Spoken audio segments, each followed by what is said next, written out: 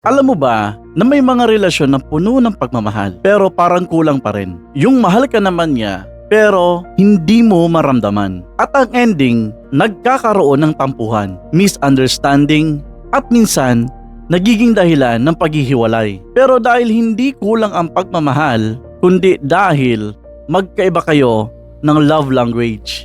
Ano nga ba ang 5 love languages? Ito yung paraan kung paano tayo magbigay at tumanggap ng pagmamahal. At kung hindi kayo pareho ng wika ng pag-ibig, kahit anong effort, pwedeng hindi pa rin maramdaman.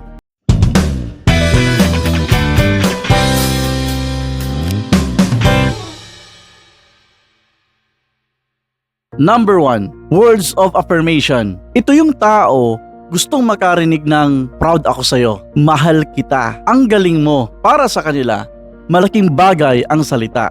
Kaya kung tahimik ka, kahit mahal mo siya, iisipin niya wala siyang halaga. Number 2, acts of service. Ito naman yung mga taong mas naniniwala sa gawa kesa sa salita. Hindi mo kailangan sabihin I love you. Ipakita mo lang, tulungan mo siya, alagaan mo siya, gawin mo yung mga bagay na nagpapagaan sa buhay niya. Para sa kanila, ginagawa mo ito para sa akin, kaya mahal mo ako. Number 3, receiving gifts. Hindi ito tungkol sa mahal ng regalo. Kahit maliit lang, basta pinag-isipan, malaking bagay na yon. Para sa kanila, ang regalo ay simbolo na naaalala mo siya. Number 4, quality time. Ito yung mga taong gusto lang ng oras mo. Hindi phone, hindi distraction. Ikaw, buong atensyon mo. Kasi para sa kanila, ang oras na binigay mo ay pagmamahal.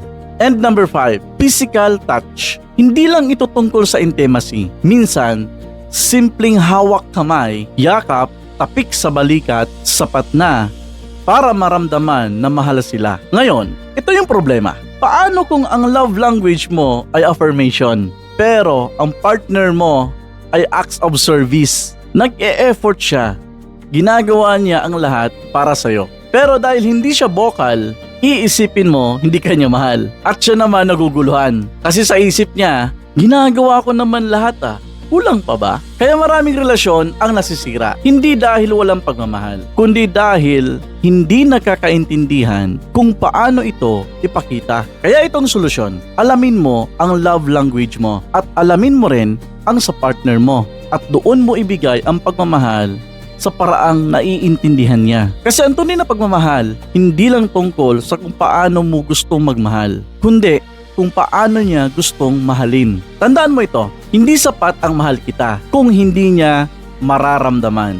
At minsan, isang maliit na effort sa tamang paraan ang magpapatibay sa relasyon ninyo. Love is not just about giving. It's about giving in a way that the other person understands. Kung may natutunan ka sa video na to, please share mo ito sa mga mahal mo, lalo na sa partner mo. Baka ito yung kulang para mas magkaintindihan kayo. At ikaw, ano ang love language mo? Type mo sa baba, words of affirmation, acts of service, receiving gifts, quality time, or physical touch. Tingnan natin kung ilang sa atin ang pare-pareho. God bless you.